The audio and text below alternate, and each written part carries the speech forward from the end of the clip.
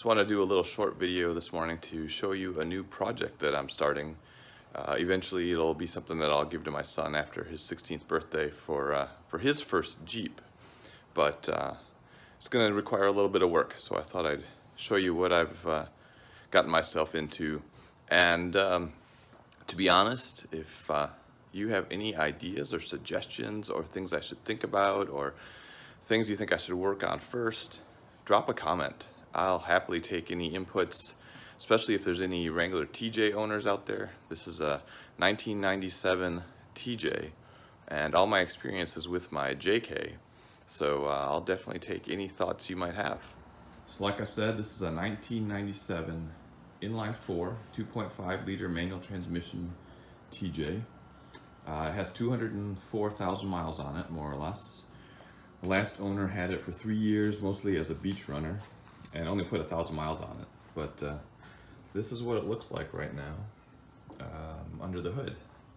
So valve cover's got a bit of oil on it, so I'm not sure what I'm gonna do with that. I'm thinking the valve cover gasket might be leaking. Not really all that smart on the inner workings of a late 90s TJ, so we'll have to see how that all goes. It should be fun. Paint's got a lot of wear and tear. The whole thing's got a lot of wear and tear. Lots of rust, but no frame destructive rust that I could find. Half doors with some uppers that need a little bit of work. Interior's seen some interesting modifications. This is the button for the horn. The steering wheel button doesn't work, I guess. Interior has not really been upgraded as far as I can tell. They haven't done anything with it much since it came stock. The passenger seat, just there's nothing locking it in place, so that needs to get replaced. Cosmetic mostly on the driver's seat, but probably want to replace that too. You can see it's a hard top. It's got some nice tires on it. Tires are new, about 1,000 miles on them. This hard top's not the original factory top. I don't know when it came into being a part of this Jeep, but it's not held down with the typical mounts. It's just bolted directly to the frame rail, I guess, so I'll have to figure that out later. The speakers work, so the radio works, but some electrical has been done to it at some point. I'll sort through that. This is I vacuumed it out. It was pretty gross, but this is what the inside of the TJ looks like. So there's that. Tailgate works, so that's nice. It's my dog. Say hi, Bradshaw. And then just the other side. There you go. So that's a quick tour of the outside. So if we go down under the Jeep, you can see there's a good amount of rust on the Nerf bar. And I'm gonna try not to make you sick as I do this, but I don't know if you can tell real well, but these Nerf bars are rusted out pretty bad. I think on the driver's side it's actually rusted through, so these are just gonna come off. If I can get the bolts out, so I've invested in a few bottles of PB Blaster because you can see that pretty much anything I want to do is gonna involve hoping that bolts don't break and dealing with rust everywhere. So some other problems down here. I don't know if you can tell well in the video, but I've got a lot of oil dripping at the interface with the transmission and the oil pan. And a missing bolt here for the transmission.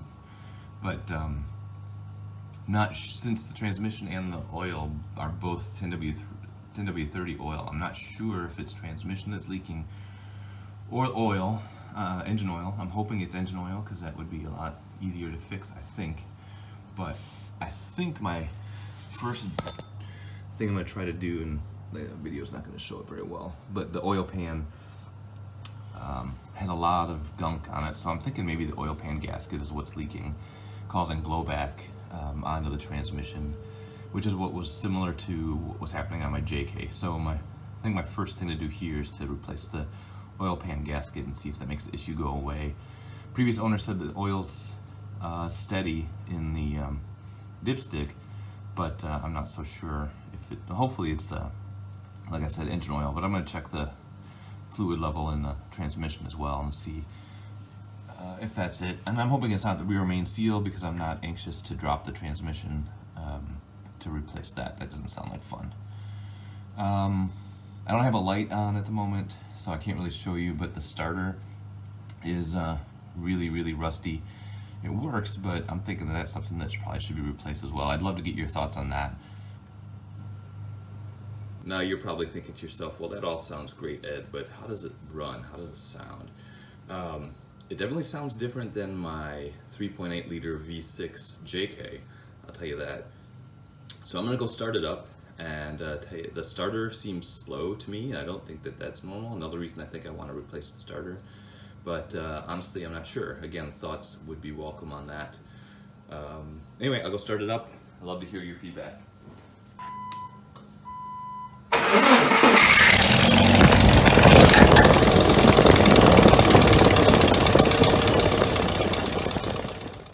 Okay, well, clearly it's a little bit more of a vibration when it starts than I anticipated, so I'm going to try that again from a safe distance. Thankfully, my phone didn't get thrown into the fan.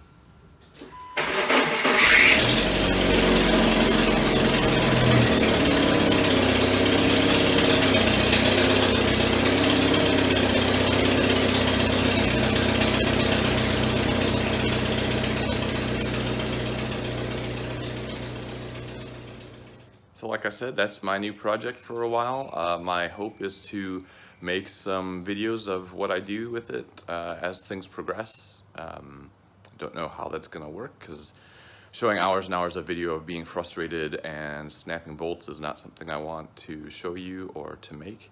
So let's hope that it goes well. And like I've been saying, any thoughts you have, comments, suggestions, ideas, I'd appreciate it. First thing I'm gonna try to do is just change the oil and check some of the fluids.